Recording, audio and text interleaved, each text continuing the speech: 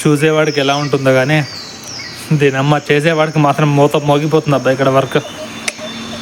Just రిపేరే కదా ఏముంది అనుకుంటారు, కానీ ఈ టెక్నికల్ వర్క్ చేయడం అంత లేదు. మళ్ళీ పెద్ద ఏదో పీకి పొడి చేసే పని కూడా కాదు ఇది.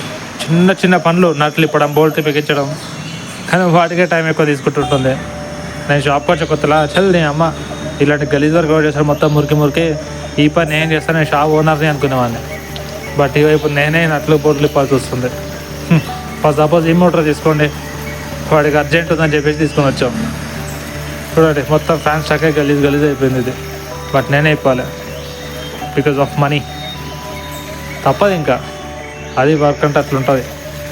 చూసేవాడికి ఏమనిపిస్తుంది అంటే బొంగు వాడి పని వాడు చేస్తాడు అంతే, కానీ చేసేవాడికి అందులోపల ఉంటే గోళీ తెలుస్తుంటుంది అన్నమాట. వాడికి ఊతుంటుంది కింద గోళీ రెండు.